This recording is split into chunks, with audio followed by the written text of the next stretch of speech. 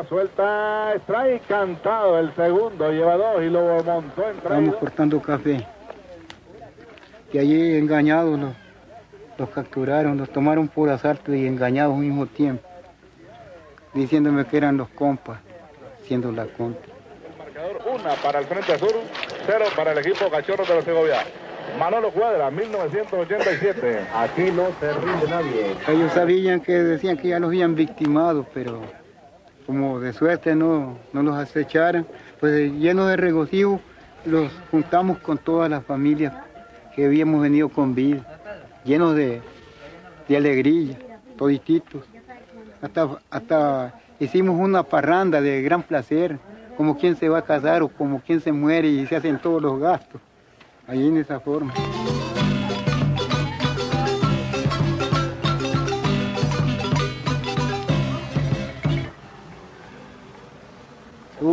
Todo el mundo parecía que yo no iba a morir jamás. Me sentía feliz. Ya cuando yo llegué a mi lugar, en medio de todos los compas que por lo menos pues le prestan apoyo a uno, los mismos nuestros. Menos que el enemigo no, porque el enemigo se duda que no hay confianza porque lo puede victimar a la hora menos pensada.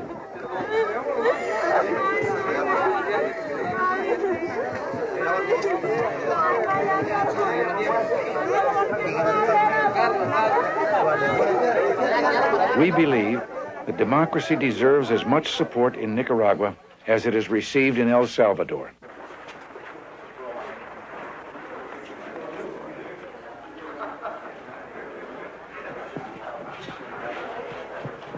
This has always been the target, is to negotiate a return to the principles that governed the original revolution and which have been betrayed by the Sandinistas.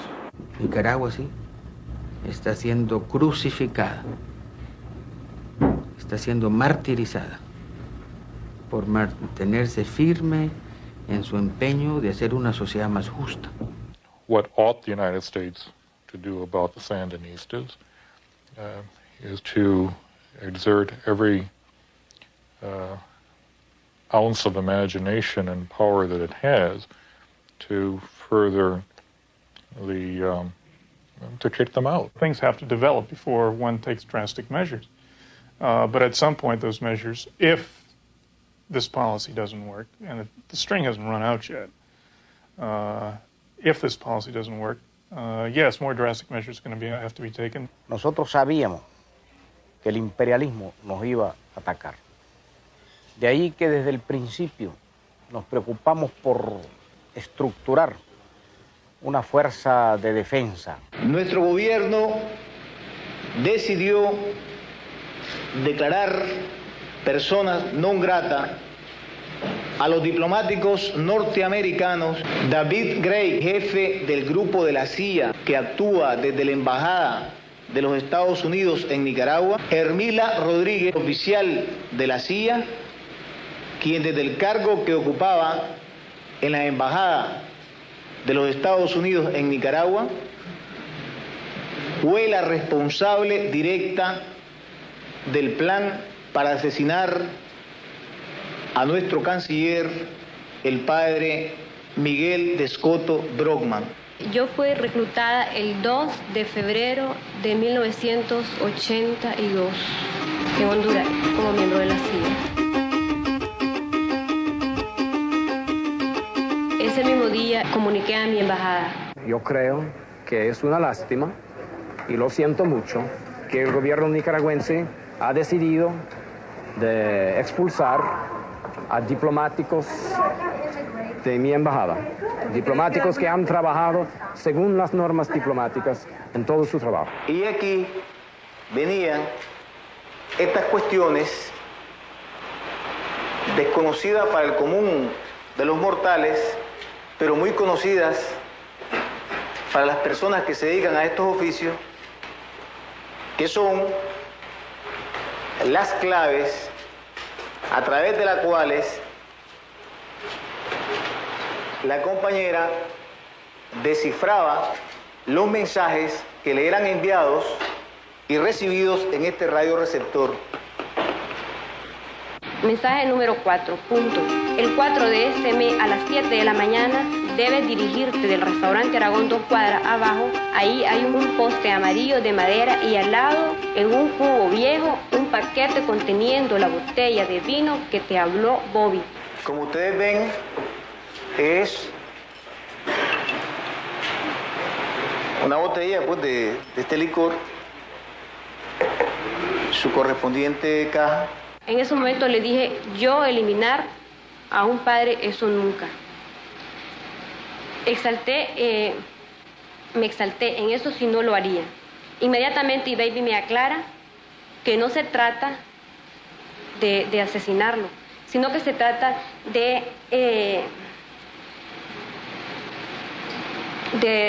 darle una bebida al padre para que ya no actúe con su capacidad física e intelectual. El perito que suscribe arriba a las siguientes conclusiones.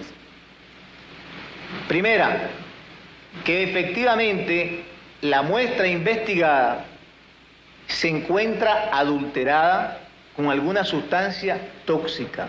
Baby me explicó que ellos eran expertos y seguros en sus trabajos, que la cosa que hacían no les salía nada mal, la seguridad que todo salía perfecto y que jamás les había salido mal una cosa como esa. De mantenerse el consumo del agente tóxico, los síntomas anteriores avanzan y se progresa al letargo. Hay lenguaje confuso, temblores, movimientos coreiformes, convulsiones, cianosis y sobreviene la muerte por insuficiencia respiratoria.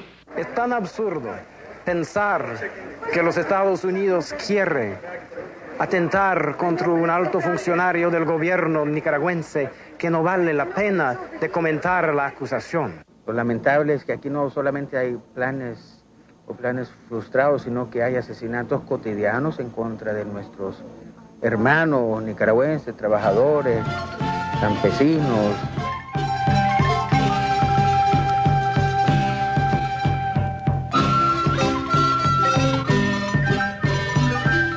La embajada americana dijo hoy que las acusaciones del gobierno sandinista en torno a la expulsión de los 3 funcionarios es absurda.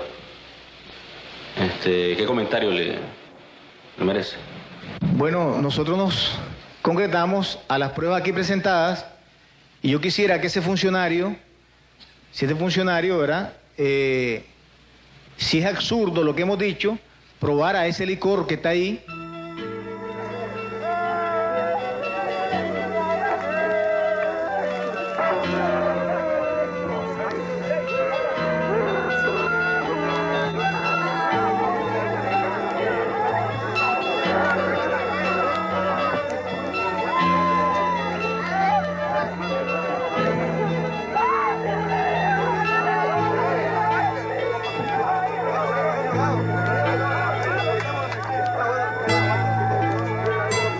Todos hemos sufrido con la muerte de familiares, la muerte de compañeros, la muerte de hermanos. O sea, aquí todos hemos tenido más de un muerto y realmente nuestros muertos son todos los muertos.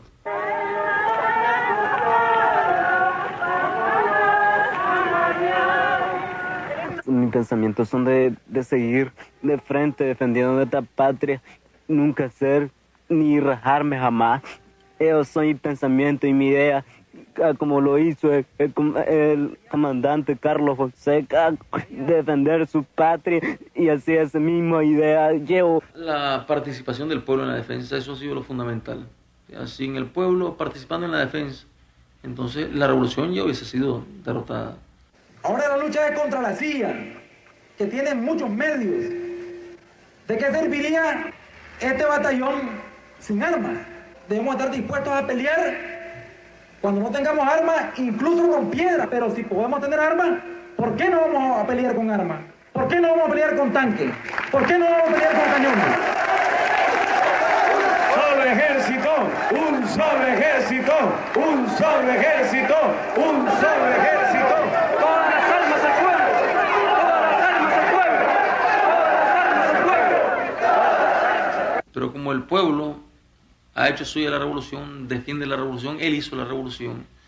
Entonces, todos los planes que han hecho los Estados Unidos con las fuerzas mercenarias para tratar de liberar ciudades, ocupar ciudades y liberarlas, pues, como llaman ellos entre comillas, ¿no? Esos han fracasado. Una vez que llegó al gobierno el presidente Reagan, se les empezó a organizar y los ex guardias nacionales empezaron a estructurarse. En el año 80, algún grupo de nicaragüenses empezamos a reunirnos aquí en la ciudad de Miami y estábamos muy preocupados con el rumbo de la revolución de Nicaragua. El movimiento político-militar de Fuerza Democrática Nicaragüense fue fundado por algunos oficiales de la desaparecida Guardia Nacional, ¿no? Estos oficiales eran patrocinados por la agencia de inteligencia americana. Nos hospedamos en el Hotel Holiday Inn de las afueras de Washington. Estando en ese hotel, los chamorros recibieron una llamada del dueño del periódico Diario Las Américas, que era el principal conecte entre el general Enders y él. Ellos incluso actuaron como un vendedor de un proyecto, prometiendo más de lo que posteriormente vimos que podían ofrecer. Al siguiente día salieron muy de mañana, después de haber recibido una llamada telefónica, y se llegaron a reunir con dicha persona. No ignoro el lugar, por habernos dejado a Juan Zavala y a mí en el hotel. Trabajamos, operamos como una organización tipo negocio. Al siguiente día llegaron David Statagen y el Chicano Cardenal al hotel donde estábamos, a la siguiente habitación, y dijeron de que era necesario que tenían que reunirse con asesores del presidente Ronald Reagan. Sus afirmaciones eran de que sí, que nos iban a respaldar y de que el presidente de los Estados Unidos y el Congreso de los Estados Unidos, ellos iban a poder controlarlo, pues iban a poder manejarlo o presentar las cosas en una forma que iban a poder garantizarnos los fondos necesarios y adecuados para nuestra misión, que nunca se discutió que fuera otra, sino la de votar al gobierno de Managua. La CIA contrató un grupo de mercenarios argentinos, agentes de la CIA, que fueron los primeros especialistas que tuvieron las agrupaciones contrarrevolucionarias, originados en el ejército argentino. Este proceso de rápido y franco crecimiento se debe principalmente al aporte de un capital extraordinario por parte de los Estados Unidos. Este Estado Mayor Unificado lo componen un representante de la CIA llamado Mike, ¿no?, de nacionalidad norteamericana. Esta persona es el enlace entre la CIA y el Estado Mayor de FDN. Un representante argentino conocido como el coronel Osvaldo. Un representante de Fuerza Democrática Nicaragüense, que es el ex mayor GN Emilio Echaverri, conocido como Fierro. Y por parte de las Fuerzas Armadas hondureñas se encuentra el general Gustavo Álvarez Martínez. Los Estados Unidos era una parte que ponía el dinero inicialmente, había una parte que eran los argentinos que ponían unos entrenadores y el gobierno hondureño que ponían el territorio.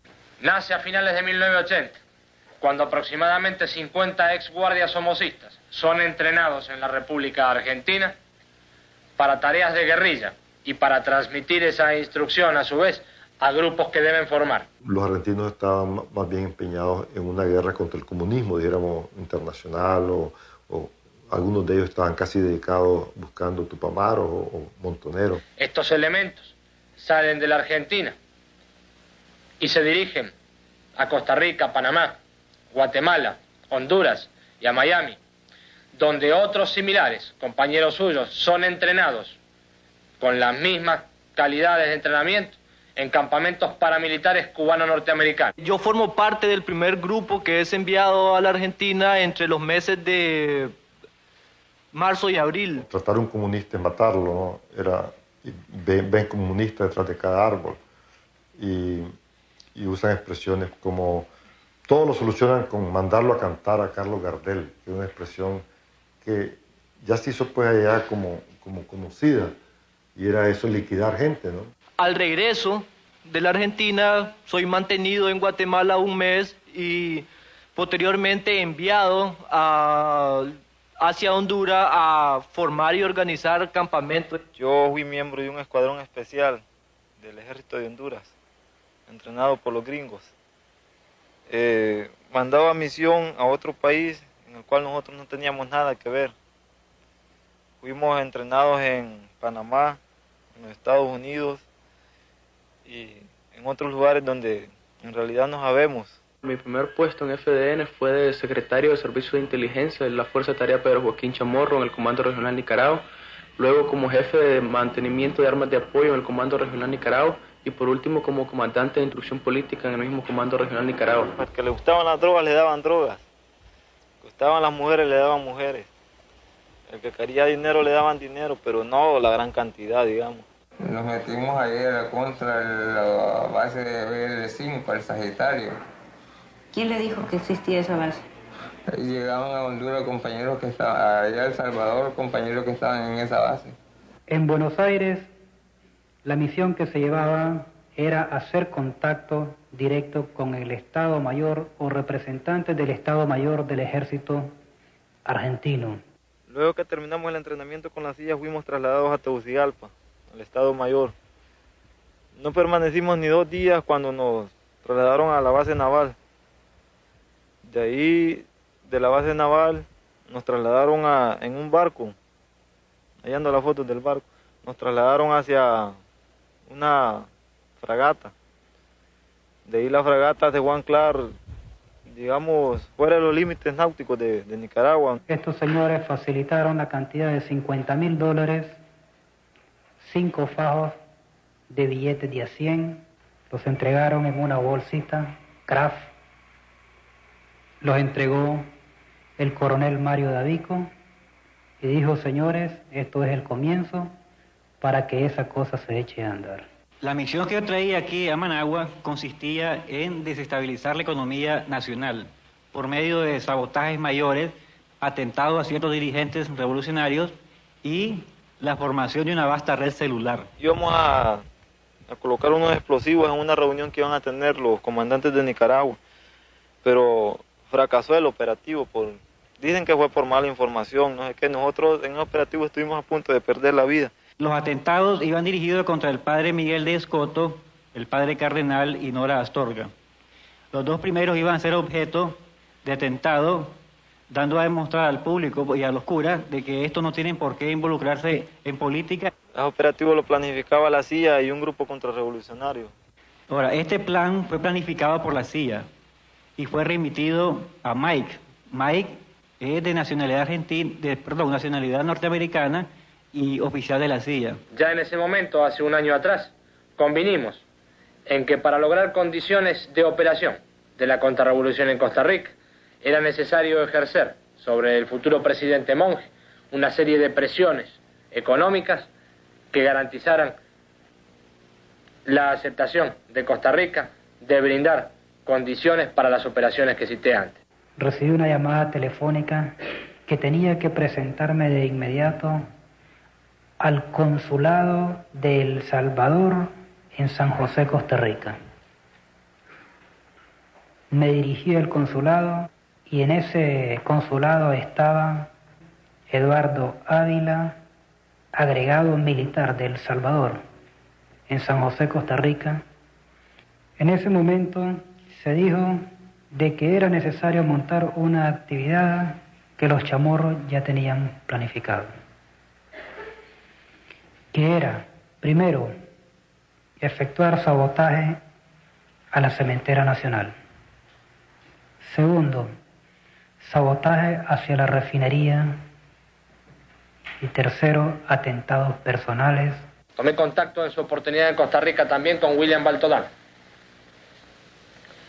En ese momento, no solo William Baltodano me refirió la compra de los explosivos y la fecha de entrada a Nicaragua desde Honduras para el criminal atentado de volar la refinería que iba a perpetrar. Vicente Rapacholi me envió a Tegucigalpa y me dijo que a mi llegada tenía que comunicarme de inmediato con el capitán Alexander Hernández, jefe de inteligencia militar del ejército hondureño. A finales de enero de 1983 fui enviado a la base operacional Pino como consejero del comandante suicida. En dicha base mi función era más que todo planificar operaciones militares para la toma de Jalapa.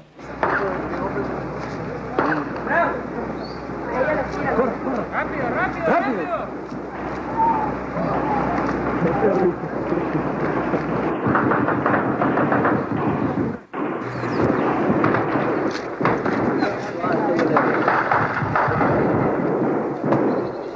Tenemos una mural alta y tenemos que matar a todos los malditos perros que andan ahí, porque nosotros no podemos decir que la revolución sea caída, pues, ya. Los malditos lo están haciendo verga, pero nosotros le estamos respondiendo aquí con el Poder Popular Sandinista. Fui mayor en la Fuerza Aérea Somocista. En la actualidad me desempeñaba como segundo comandante de la Fuerza Aérea de la organización FDN. La base del Aguacate es el centro de apoyo logístico de Fuerza Democrática Nicaragüense. El material de los barcos se desembarca en Puerto Castilla y se lleva hacia el Aguacate. De allí se suministra hacia antes el centro de suministros Quinta Escuela y de allí se entregaba a cada una de las bases. Fui abordado por una llamada telefónica del señor Aristóteles Sánchez en Miami, proponiéndome de que si quería entrar al FDN. Estuve viviendo en esa misma casa o jefatura de Estado Mayor del FDN por cierto periodo de tiempo, en el cual tuve la oportunidad de conocer a elementos norteamericanos pertenecientes a la CIA. Allí se encuentran dos señores norteamericanos nuevamente. Volvemos. Un señor apellido Mayor West. También un mayor de nombre West, que era de las Fuerzas Especiales, lo mismo, paracaidista. Estuvo en Tailandia, Camboya, Vietnam, y era el comandante de la base donde nosotros hacíamos de donde partíamos a hacer los reabastecimientos aéreos hacia Nicaragua. La primera misión que me dieron fue ir a abastecer a Mike Lima. Tenemos por bestias, mulas, pues, tenemos por agua. No solamente el abastecimiento aéreo, como se dice. Los primeros que votaron fueron 7 bultos, pues, más de 30.000 cartuchos de FAL y más de 600 granadas de M79. Allí se encuentran supuestamente los dos C-47 con los que teníamos, ahora uno con el que me derribaron. Hace 3 días vino el avión, pues, inmediatamente pues botó las cargas en paracaídas y ahí nomás le pegamos el golpe al avión y fue a caer como unos 4 kilómetros adelante de donde estábamos. En las bases supervisan, vigilan y también asesoran e imparten cursos de cursos militares avanzados como operaciones militares, acción psicológica, cursos de balística y usos de misiles SAM-7. Al siguiente día nos llevaron al aeropuerto de Tomocontiño, donde encontramos al diablo. Entonces ellos dijeron que íbamos para Roatán a pasar el curso marino que nos habían prometido y que nos subiéramos cerca de un helicóptero que había ahí. Ahí estuvimos, ahí no platicamos nada más con él, subieron el helicóptero, nos dijeron que nos montáramos. Nos montamos y fuimos a aterrizar a una base que dicen el Aguacate. Fuimos a revivir otro curso a una isla y nos llevaron y nos metieron de noche y nunca supimos de dónde andábamos ni nada. Después fue el traje de uso y cómo poner las mochilas que ya vienen con masa C4, con el reloj ya vienen preparadas. para detonaciones. Cuando ya tuvimos los conocimientos suficientes, nos hablaron a nosotros sobre la misión de nosotros, que era de sabotear puertos, refinerías, embarcaciones, puentes. La primera misión que hicimos dentro de Nicaragua fue la de Bluefield. Yang na segundo turno kapatak sa kapre. Bahawina kabuina bot kumbalantan, bot kawa ubaiste sipiang neten kabrias kapre dia satsapa. Bulit yang na nirabalan an suliar kinanera bulit prukan yang na ninuta krikan. Dijeron que íbamos a participar en uno, nos enseñaron una foto. ¿De qué eran las fotos? Del Fuente Paso Caballo, del muelle de Corinto, donde estaban los tanques ahí.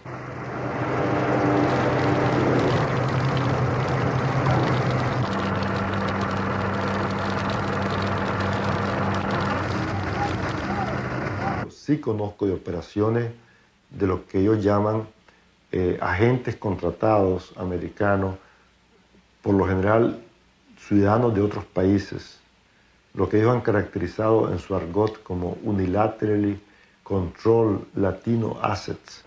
Llegamos a la bahía, medimos y luego depositamos las minas a media agua. La prensa americana dijo que los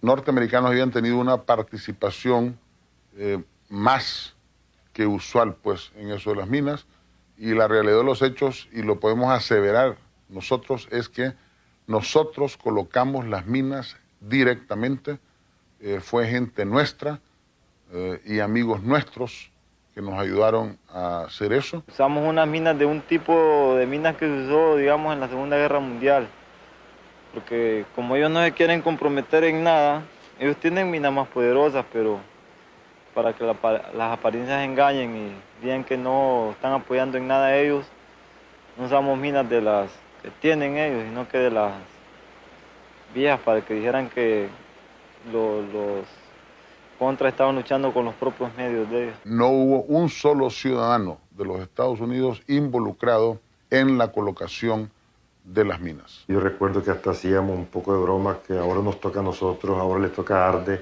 ahora se lo atribuyen a Pastora. Pastora aparecía atacando Corinto y nosotros atacando más al sur de Pastora en Puerto Sandino. Uno de nuestros últimos debates es demostrarle al mundo que nosotros somos capaces de llevar toda la eventualidad interna de Nicaragua nosotros mismos. It's more of a myth than a reality when the anti-Sandinistas are classified as somocistas. This wasn't just simply concocted in Washington. You can't make, you don't have enough money to buy 15 or 20,000 mercenaries. Some claim that the freedom fighters are simply former somocistas who want to reimpose a dictatorship. That is simply not true. Listen to the roll call of their leaders. Adolfo Calero. Calero era un agente casi confeso de la CIA. Supuestamente era el que coordinaba los grupos de informantes y de gente que él infiltraba. Enrique Bermúdez fue coronel en el Ejército Nacional de Nicaragua. Sin embargo, sus últimos 5 años antes de la revolución los pasó en Washington. Cuando se nombraba a una persona agregado militar en Washington, era porque tenía la confianza del general Somoza. There is one colonel who was on the outs with Somoza. Fue compañero mío como instructor en la Academia Militar, lo conocí muy bien, y estudió en la Academia Militar del Brasil como yo. Allá estudiamos los dos, pues tenemos las mismas maneras de ver las cosas y de pensar. Eden Pastora, the famed Commander Zero, a hero of the anti-Somoza revolution. He tenido conocimiento de que ciertas personas han estado haciendo actividades que en este proceso revolucionario solo dañan a nuestra revolución. Primero él quiso ser de una manera muy subjetiva, casi ridícula, digamos, en el principal líder de la revolución. En este proceso revolucionario que tiene como único enemigo el imperialismo norteamericano, Y estas personas, usando indebidamente mi nombre... Después él quiso ser el principal líder de la contrarrevolución. El pueblo se venía a donde mí, que era el que conocía hablando de libertad de prensa, a los otros ni siquiera los conocía. Y me decía, ¿y la libertad de prensa? Es el caso típico del traidor, ¿no? Cuando no habían leyes que garantizaran el libre juego de los partidos políticos, el pueblo venía donde mí a reclamar. Él aquí fue muy popular, la gente lo quería mucho, pero él llegó en su deformación psicológica a pensar que la gente lo quería por él. Yo lo adoraba, yo lo quería como un hijo, pero ahora con lo que nos ha hecho y con lo que está haciendo, que anda con las bestias de Somoza, yo no quiero verlo porque me caería mal verlo. Yo estoy seguro que si yo me presentara, el pueblo de Nicaragua votara por mí. Ya no puede seguir siendo nuestro comandante, no puede seguir siendo nuestro jefe de milicia, ni mucho menos el comandante querido por el pueblo, como él dice. Él se ha equivocado bastante, pues.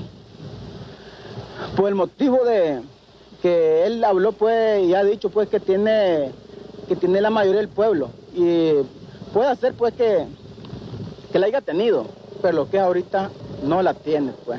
Pues esa es la equivocación de él. Ahorita, verdaderamente, se ha metido en un chasco que si aquí se aparece, bueno, lo llamo en el saco al ex compañero Edén Pastora, pues. No pudo ser ni el principal líder de la revolución ni el principal líder de la contrarrevolución. Es lo más difícil mantener el centro. Es lo más difícil estar en el filo, sin cortarse. Vas a ganar muchos millones. Tus cuentas en los bancos van a ser de muchas cifras. Y tu riqueza, tu tesoro, aunque manchado de sangre, te va a permitir decir ahora que fuiste 4 veces pobre y 4 veces rico. Vas a tener un gran tesoro, pero perdés más. Perdés el cariño, el aprecio, la estimación, el respeto que te tenía todo un pueblo. Perdés a tus amigos, perdés a tus hermanos, con los que pasaste no pocos riesgos en la guerra. Como ahora ya no pueden seguir robando y explotando, por eso buscan cómo hacernos la guerra por cualquier lado que sea. Buscan a un Edén Pastora, buscan al que hayan más chiche y ambicioso para seguirnos arruinando. Self-determination. You wonder what the ghosts of the Mosquito Indians would say to that. Ingresé a la seguridad somocista a los finales de 1971, fecha que exactamente no me acuerdo. Pero desgraciadamente a Honduras llega el señor Stedman Fagot, después de que le dieron la liberación acá, o la libertad. Luego, como estaba comprobada el vínculo con la OSN, o el órgano de seguridad somocista, claro, por supuesto, llegó a Honduras encontrándose con su misma gente. Pueblo nicaragüense, y aún más, con mucho mayor razón, la costa atlántica sabrá perdonarme, y con mucho mayor razón, los dirigentes de esta revolución sabrán perdonarme. Porque ya, claro, él estaba no solo como somocista, sino que desde en Nicaragua, antes de 79, ya era parte de la CIA. Yo creo que hasta tal vez hace poco ha sido la operación más exitosa, ¿no?, de que hayamos hecho, ya que nosotros en Fantasma es en el centro de Nicaragua, mejor dicho, en Jinotega Central, y cuando yo lancé ese ataque a esa población, barrí con todo. Porque ahí hubo una verdadera carnicería en Fantasma. Mi marido, siendo un hombre indefenso de bastante edad avanzada, de 56 años de edad, él cayó haciendo de un brazo un señor, pues, mejor dicho, mi marido, mi compañero, mi esposo, pues, mejor dicho, siendo impedido de un brazo, y tuvieron ellos el valor y la atrocidad de asesinarlo. Que aquello es desgarrador, verdaderamente, escuchar ahí el llanto, el dolor de las madres. Lo amarraron de las manos con la esposa y quebrándole los brazos para atrás, ¿verdad? La contrarrevolución lo agarró, quitándole los zapatos, y le pusieron plantillas de zapatos llenos de clavos. Le sacaron los ojos, Le bañonetearon la boca. Tenía 42 bañonetazos por todo el cuerpo. Le chuparon la sangre, le cortaron una pierna. El cuerpo se encontró a los 3 días engusanado y le echaron un líquido para que nadie lo identificara. Jaime era subdelegado de educación de adultos de Yalí. Solamente por eso lo mataron, por enseñarle al campesino a leer y a escribir. Porque es un pueblo que llora, es cierto, pero que llora con indignación, no llora acobardado. Por todo lo que le hicieron a mi hermano y todo lo que han hecho a nuestro héroe de Yalí, yo pido ante usted, como presidente de la República, se tome mano dura contra los que apoyan a la contrarrevolución. Y logramos destruir completamente a un ejército atrincherado. Ahí desbaratamos al batallón 3644 del ejército sandinista. El batallón ese fue cercado por nosotros y todos sus puntos de resistencia destruidos. Donde está esa calle ahí nomás hay 6 contras muertos todavía ahí, que inclusive no pueden ni acarrear sus mismos muertos. Ahí nomás donde ven ahí hay 6 contras todavía, que inclusive nosotros mismos vamos a ver cómo buscamos cómo darle una sepultura más decente para que vean ellos hasta dónde somos nosotros, el pueblo nicaragüense. Otra gente humilde ahí del pueblo demandando la libertad de gente humilde, campesinos que secuestrados por las fuerzas mercenarias fueron utilizados para atacar. Fui secuestrada por la contrarrevolución. Fui llevada hasta Honduras, teniendo entrenamiento en el mismo lugar que le hice en Las Vegas. Después, allí a donde llegó un jefe, él me secuestró allí, llevándome en un helicóptero hasta un lugar conocido como Trojes, para traerme ya a territorio nicaragüense, donde ya fui puesta en un lugar que le dicen La Colonia, que me hicieron ya reo de ellos y que combatiera contra el Frente Sandinista. Toda la tragedia del pueblo víctima de la agresión, donde tanto el nicaragüense que está defendiendo su patria es víctima de la agresión, como el mismo nicaragüense que es utilizado como instrumento para agredir a su pueblo. Cuando una fuerza contrarrevolucionaria llega a una aldea, lo que hace que se lleva a todo el mundo, digamos, secuestra a todo el mundo, a los padres, a los hermanos, los hijos, y bueno, las mujeres jóvenes igualmente los muchachos jóvenes pasan a formar, desde ese momento pasan a ser un material de guerra, donde las muchachas jóvenes son violadas. Pues. Nosotros hemos abolido todo lo que se refiere a los libros actuales de milicia. Lo que me da entrenamiento era sentadilla, pechada y un chumpipi, brincar en unos palos, brincando pues. Los planes que ellos traían era atacar Yalí y Bubulí. Se traían personas reclutadas de Nicaragua y se llevaban a las bases en territorio hondureño. Se les interrogaba y si alguien ponía alguna denuncia respecto a él o esta persona se caía en manos del S2 y era interrogada, siempre esta persona se golpeaba, aunque fuera campesino, aunque fuera un niño. Luego de que era golpeada, era imposible volverse atrás. Una vez que golpeaba a una persona se tiene que eliminar, porque una de las filosofías que tienen los encargados de seguridad es que el que se golpea jamás va a poder estar con uno y se tiene que eliminar. Se dan pues las situaciones de que quieren abandonar las filas contrarrevolucionarias y presentarse a las autoridades, entonces ellos toman medidas represivas. Entonces estas personas pasan a abonar la tierra, como le llaman allá, como le dicen en FDN, entonces son fusilados. Y lo mandan con gente que es súper criminal, pues, y si lo detectan en estos planes, entonces lo que hacen es asesinarlo. Los cementerios de FDN, por ejemplo, están el cementerio de la Comando Regional Nicaragua, que queda en las colinas de San José, en La Lodosa, departamento del Paraíso. Ahí por lo menos hay 40 muertos que fueron ejecutados por el Servicio de Inteligencia de la Fuerza de Tarea Pedro Joaquín Chamorro. Por ejemplo, el Comando Regional Nicaragua tiene 3 fuerzas de tarea. Ya podemos imaginarnos si son a 40 por fuerza de tarea, habrían 120 muertos solo en ese sector. Y hablemos de los cementerios de dificultades, que ahí son centenas. No tienen lástima que hay almas civiles, niños y ancianos. Ellos no respetan nada. Me levanté del susto en la madrugada. Entonces tiraron una bomba y cayó adentro de la casa. Y yo me tiré boca abajo. Y ahí fue donde me cayó y agarró a mis niños. Yarnel. Y entonces yo creí en realidad que era trueno. Y ahí nomasito sentimos, pues después del morterazo, sentimos que como que estaba cayendo lluvia. Pues entonces dije yo así entre sí, están cayendo granizos. Porque cuando caen los granizos en el zinc hacen una sonaraja. Pues. Claro, aquí al morterazo los charneles volaron y entonces caían en el zinc y se sentía como que estaba lloviendo. Se reunían los comandantes regionales y comandantes de fuerzas de tarea.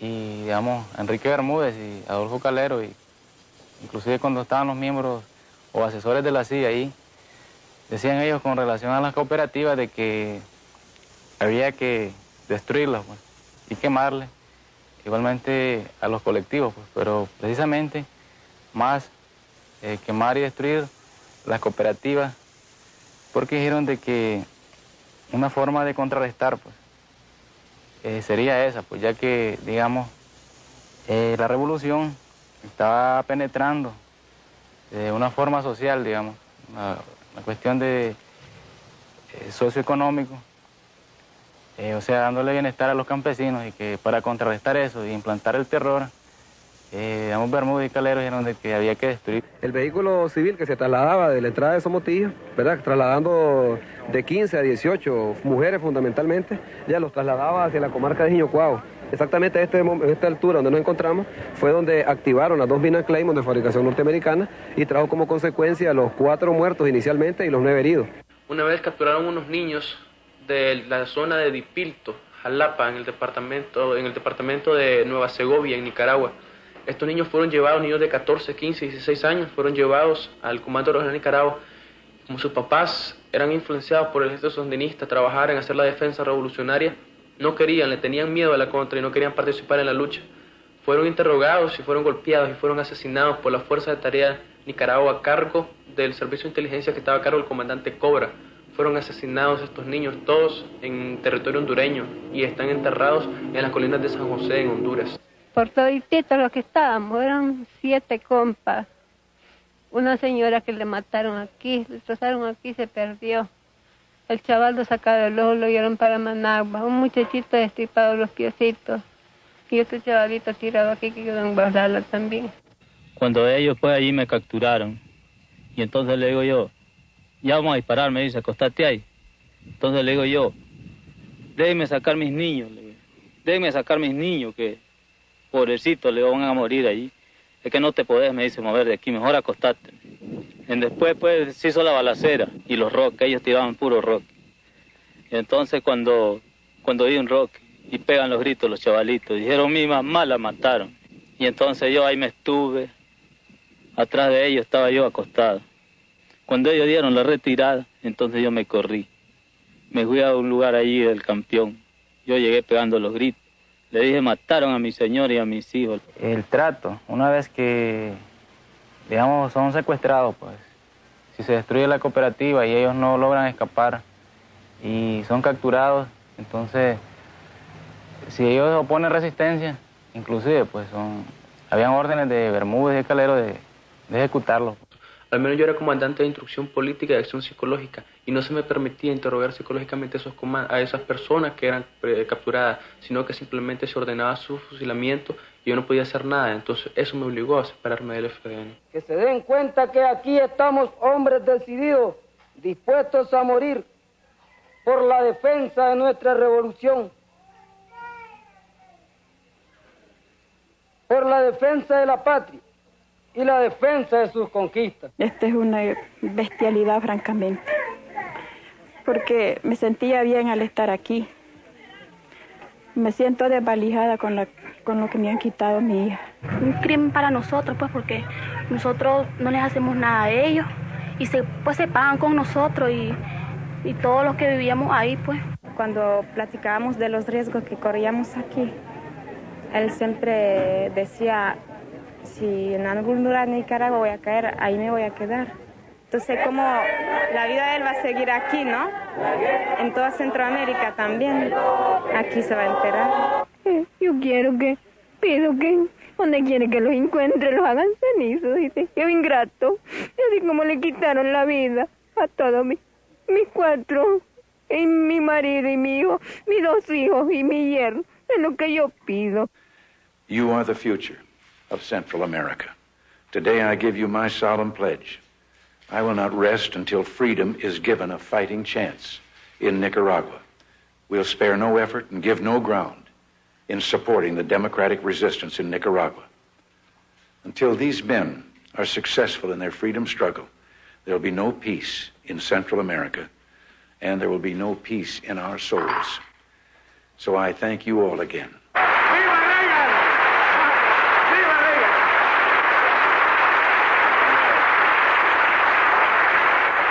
Cuando Jesús se enfrentó a los fariseos y a los judíos que querían matarle, le llamó hijos de Satán, porque eran, dice, ustedes son asesinos y mentirosos.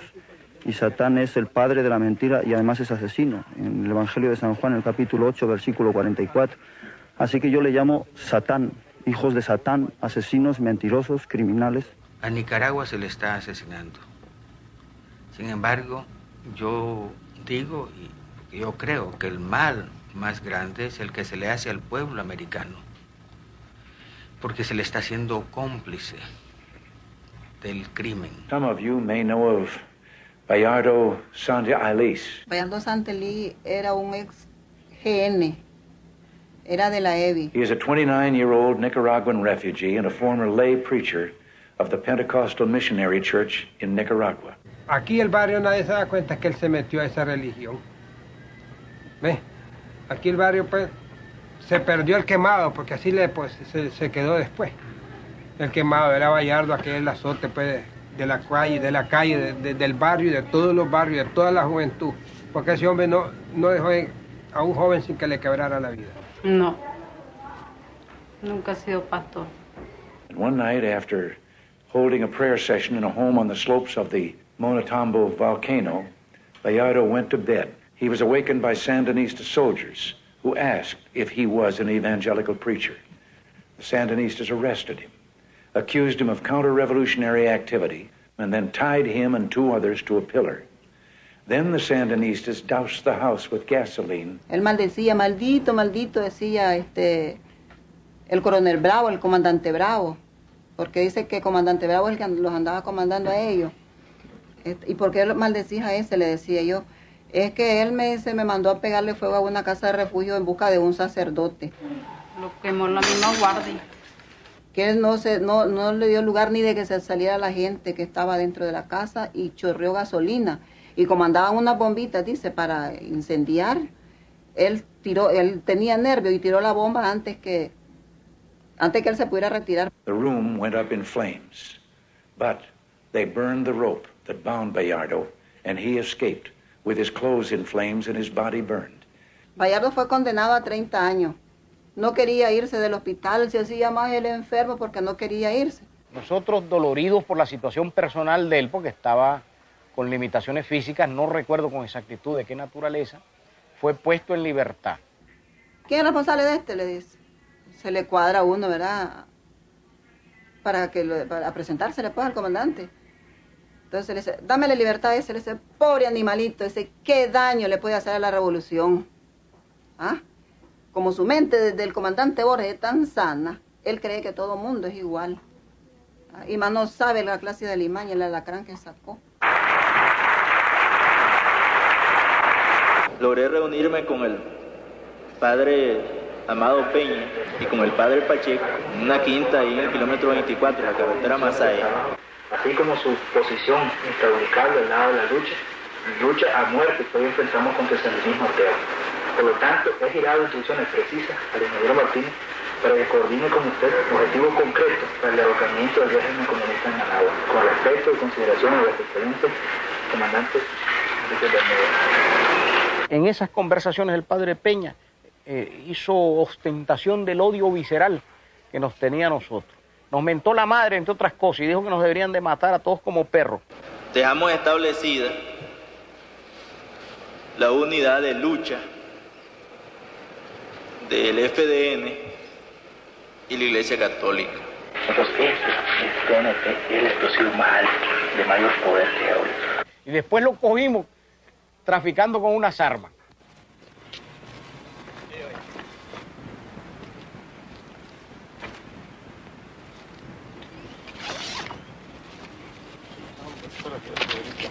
¿Qué traes? ¿Qué es? No, nada, ¿Qué es? ¿Qué es? Eso me lo han dado allí que lo trajera por... ¿Quién se lo dio? ¿Ah? ¿Quién se lo dio? Por allá me lo dieron. ¿Quién? ¿Ah? Explíqueme, ¿qué cosa es esto? ¿Son granadas? Sí, no sé, mi hermano. ¿Son explosivos? ¿Qué anda haciendo No usted con sé, esto? mi hermano. ¿Ah? No sé realmente qué es. ¿Qué anda haciendo usted con esto? Te digo que no sé qué es. ¿Quién se lo dio? Ah, me lo dieron allí, que lo trajera. Cuando yo le presento a Monseñor Obando esas grabaciones, él se queda sorprendido, pero me dice que ese era un truco, que ese no era el padre Peña. Pero bueno, era gordo como el padre Peña. Tenía una cara igualita a la del padre Peña. La misma voz del padre Peña. Los mismos cachetes del padre Peña. Igualito al padre Peña. De tal manera que si hay alguien que pueda imitar a la perfección al padre Peña, ese debería de ganar el premio, el Oscar de Hollywood. Y el padre Peña ahora creo que lo mandaron a pasar un curso en Roma, no sé de qué cosa. Supongo que no es para traficar con armas. Desde que triunfó la revolución en Nicaragua, a la fecha, en Nicaragua no ha sido asesinado ni un solo sacerdote, ni un solo religioso. En cambio, en Centroamérica la lista es impresionante. Nosotros pensamos por convicción que efectivamente los principios cristianos no entran en contradicción con los principios revolucionarios.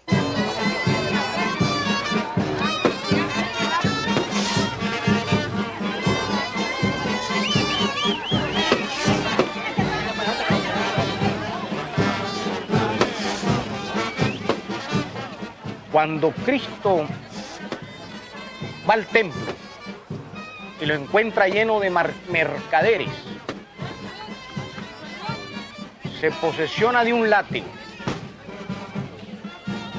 y expulsa a latigazos a los mercaderes del templo. Por eso muere nuestro pueblo, en defensa de este noble ideal. Eso es triste, pero también es un testimonio la muerte de nuestros héroes y mártires, que sirve como de luz en la oscuridad de un mundo que a veces parece que puede perder las esperanzas. La falta de moral de nuestros enemigos. Porque yo recuerdo que nosotros caímos en la cárcel, cuando los combatientes sandinistas caían en la cárcel y eran sujetos de torturas físicas y de maltrato. En general, los combatientes sandinistas guardaban silencio y no se amedrentaban. En los próximos 3 meses, pasado el periodo de ablandamiento, viene el proceso un poco más científico, más depurado, en donde están incorporadas todas las drogas alucinógenas, por una parte, y por otra parte, el tratamiento psicológico de ablandamiento que va dirigido fundamentalmente a desmoralizar. El revolucionario debe estar poseído por el amor y por la ternura. El revolucionario que no ama puede tal vez convertirse en un burócrata servidor de la revolución, pero no en un revolucionario. Pararon la tortura y me dijeron, bueno, mercenario, por fin vas a hablar. Entonces yo les dije que no. Entonces uno de los que estaba dirigiendo la tortura me golpeó la cara. Yo en ese momento estaba vendado, claro está. Y me dio un golpe en la cara, producto de la desesperación, que no soltaba nada aún. Y en ese golpe, momentáneamente, yo pude ver... Tiene que estremecerse con el dolor ajeno, tiene que conmoverse con los sentimientos más nobles del hombre. Y en el momento que yo los quedé viendo, ¿no? Uno que estaba distraído y uno que estaba atento, el que estaba atento le dice al que estaba distraído en inglés, hey, take care. Entonces el otro se puso atento y en ese momento sentí pues que me tiraron una toalla en la cara. No puede un revolucionario pasar a la orilla de una angustia y quedarse indiferente. Coronel en ese tiempo, Domingo Monterrosa, que estaba dirigiendo el proceso de tortura, hizo un comentario que era, si mal no recuerdo textualmente, decía, estos gringos son pendejos, son tontos. El Chocho, que es el patronímico nicaragüense allá en El Salvador, el Chocho ya los vio, ahora hay que matarlo. Es por esa época, en 1981, que también tomó contacto con el señor Richard Smith, funcionario de la Embajada Norteamericana en Nicaragua. Mira, mercenario, me dice, tenés 2 opciones, o te morís o vivís. Te vas a morir si seguís manteniendo tu negativa de colaborar con la democracia, o vivís si estás anuente a tratar. Vienen una serie de ofrecimientos, y entre esos ofrecimientos está el que yo hable en ese tiempo con Adolfo Calero Portocarrero, que se encontraba aquí, estamos hablando de mediados o finales de 1982, perdón, con el doctor Adolfo Calero Portocarrero, para que me consigan el puesto de jefe de seguridad en la Coca-Cola de Costa Rica, con un sueldo que oscilaba entre los $2,000 y $3,000. Nosotros no teníamos dinero, no teníamos prácticamente armas, éramos desconocidos, es decir, no teníamos prestigio político. No existían más que las condiciones propicias para el desarrollo de un movimiento revolucionario. Y entre las discusiones que manteníamos, sobresale una que a mí me llamó fuertemente la atención, y es cuando él comenzó a criticar a nuestro proceso, catalogándolo en una serie de diversas categorías para enmarcar dentro de cada una de ellas a diversos funcionarios y miembros de nuestro proceso revolucionario. Y decía, por ejemplo, de que lo que aquí existe en Nicaragua se llama mengalocracia, o sea, el poder de los mengalos, el poder de los seres inferiores, el poder de los no aristocráticos, como él se consideraba. Y este psicólogo era el que se encargaba de hacerme todos los ofrecimientos que la administración norteamericana, Reagan en este caso, y Alexander Haig, que en ese tiempo era el secretario de Estado, me hacían de manera directa. Pero que existía una serie de personas que se podrían calificar como quijotecratas, o sea, como aquellos que siguen un ideal irrealizable, o un ideal, como él me quería dar a entender, que se ha traicionado con la revolución, y que yo era uno de esos Quijotes. Que la revolución tenía enemigos fuertes y poderosos dentro y fuera del país, y que se iba a derrumbar de un momento a otro con la ayuda del imperialismo norteamericano. Se iba a derrumbar como un castillo de naipes. Este psicólogo fue el que me propuso el asilo político, la libertad, la oportunidad de vivir en los Estados Unidos. Él inclusive me propuso, o me regaló, así entre comillas, una cantidad, varios miles de dólares, que me lo puso en una mesita. Él me propuso y me llevó varias muchachas para hacer uso sexual de ellas. Me regaló un conjunto de ropa, zapatos, cigarros. Este psicólogo me dijo que si necesitaba vehículos, él me regaló 2 llaves de carro. Teníamos la moral revolucionaria, la fe en el pueblo, la convicción de que las virtudes del hombre son capaces de mover montañas. Y creo que eso fue lo fundamental. Es decir, la moral revolucionaria, la fe en las masas y la convicción de la victoria. La lógica del imperialismo es la lógica del esclavista. Para el esclavista es inaceptable que el esclavo pueda pensar siquiera en librarse. Por otro lado, que yo tenía 19 años de edad, y eso ellos lo estaban subestimando. Y por otro lado, ellos hicieron la prueba del famoso detector de mentiras, ¿no? En donde a mí me pusieron un aparatito como un electroencefalograma, le pusieron unos sensores en la rodilla, algunas otras cosas, supuestamente para medir las pulsaciones del corazón, las reacciones del cerebro. Y ellos me hacían preguntas, ¿no? Que me decían, ¿vos vas a hablar contra los sandinistas? Yo escuchaba la pregunta, ¿no? Pero yo me preguntaba a mí mismo que si un señor andaba pantalón azul, y sí andaba pantalón azul, entonces yo decía que sí. El 33 del 83 viajé a Tegucigalpa, Honduras. Ese mismo día llamé a Baby Johnson, quedando de vernos al día siguiente en la casa ubicada en la colonia El Almendro.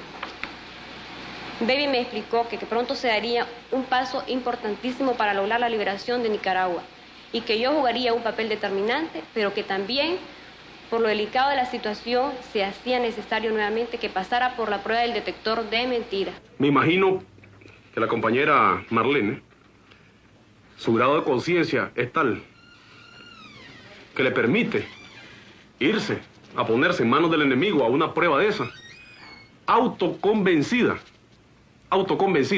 de que la va a pasar, no importa lo que sea, autoconvencida de que la va a pasar.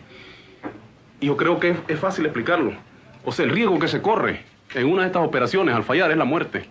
Yo creo que para un revolucionario la muerte no es un riesgo fatal.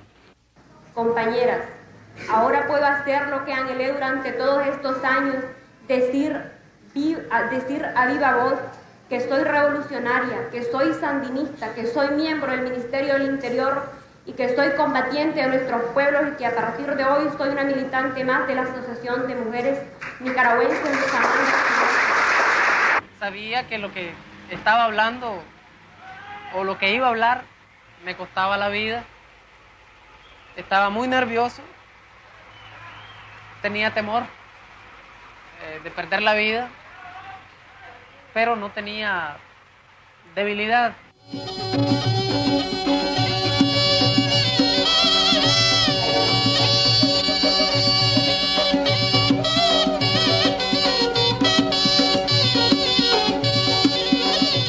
Es una situación que se dio en mí como respuesta a la obligación que como revolucionario y como nicaragüense tengo de dejar en claro las burdas y claras intenciones del imperialismo y el fascismo internacional por atacar la realidad de nuestro pueblo nicaragüense.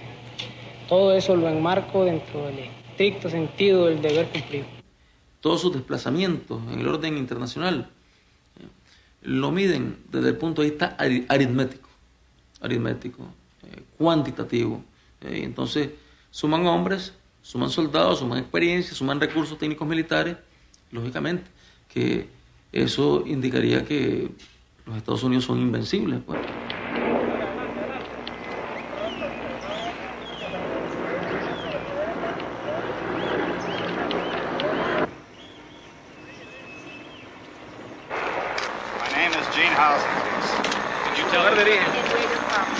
Barnett, Wisconsin.